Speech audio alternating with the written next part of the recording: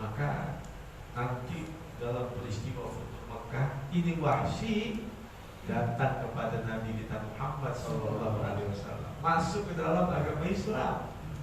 Kata Nabi, ya kamu sudah saya maafkan, cuma jangan dekat-dekat ya, ada jauhan pinggiran sama pinggiran.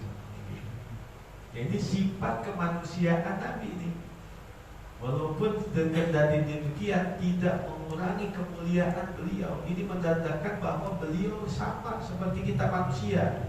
Bedanya beliau mendapatkan wahyu. Beliau sama dalam arti memiliki sifat kemanusiaan. Buktinya apa? Marah ketika pamannya dibunuh. Jadi Nabi bukan malaikat, Nabi manusia. Basyarun lakal basyar, bal huwa kal yakut bainal hajar. Kalau dikatakan manusia, Nabi manusia. Ibaratnya basyarun lakal basyar.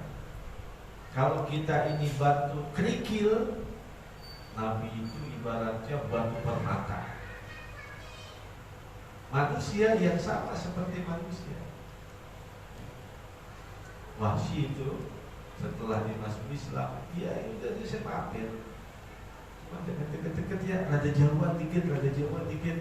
Bahasa kita nih, kalau bahasa kita nih, gua kalau yang kalau masih gedeg aja gitu kalau bahasa kita. Maka gak ada ngomong begitu, Nabi gak ngomong begitu. Cuma kata Nabi, jauhannya rada mingser, jangan nampak-nampak dekat-dekat dengan kata Nabi. Nah itu Nabi masih ingat aja kejadian. Maka Khalid ibn Walid yang tadinya sangat memusuhi Islam, setelah dia masuk Islam, orang yang paling kuat dalam membela Islam. Perang kemana aja tuh gak pernah kalah, selalu menang.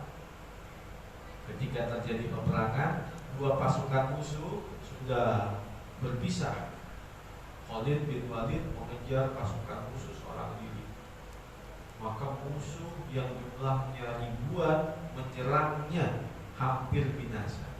Akhirnya diselamatkan oleh kaum muslimin. Setelah selesai ditanya, wahai Khalid, ente mau bunuh diri? Musuh ribuan dihadapi, diserang seorang diri. Kata Khalid, saya gak mau bunuh diri, saya mau ngambil peci saya karena jatuh di tengah-tengah kawanan musuh. Orang bingung, ya Khalid, berapa harganya peci sih sampai engkau mengejar jumlah pasukan musuh yang ribuan itu? Kata Khalid, peci saya gak bisa keganti dengan apapun, karena di peci saya itu ada sehelai rambutnya Rasulullah. Itu Khalid ibn Walid. Perang kemana aja selalu mendapatkan kemenangan. Ketika menghadap Sayyidina Umar, bukan mendapatkan pangkat jasa dan kedudukan, justru malah dipecat dari jabatannya sebagai panglima perang. Dipecat sama Sayyidina Umar. Kata Sayyidina Umar, kalau dia agak dipecat nih, khawatir nanti ada pengkultusan. Prajurit kalau kagak dipimpin sama dia kagak semangat, makanya saya pecat. Begitu Sayyidina Umar. Akhirnya jabatan panglima perang diserahkan kepada Abu Ubaidah ibn Jarrah. Dan perang sama seperti itu, selalu mendapatkan kemenangan. Tadinya tentara prajurit itu mengatakan kalau nggak dipimpin sama Khalid pasti kalah. Makanya dipecat sama Sayyidina Umar. Buktinya apa? Setelah Khalid ibn Walid dipecat, perang tetap menang. Dan yang lebih mentakjubkan lagi adalah Khalid ibn Walid ketika menjadi seorang panglima perang, semangatnya luar biasa. Sudah dipecat jadi panglima, jadi prajurit biasa, perangnya juga tetap semangat.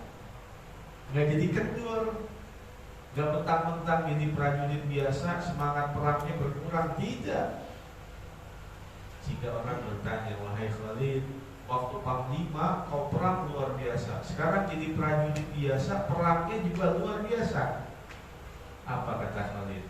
Selama ini aku berperang bukan karena Umar, selama ini aku berperang karena Tuhannya Umar. Itu namanya keikhlasan.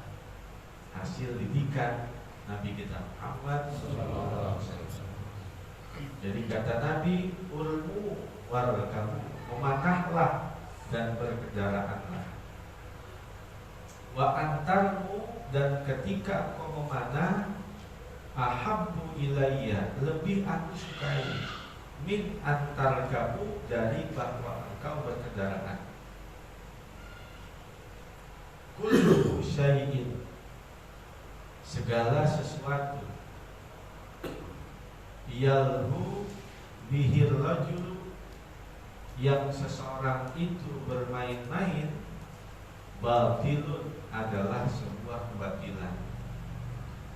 Segala sesuatu yang seseorang itu bermain-main adalah sebuah kebatilan.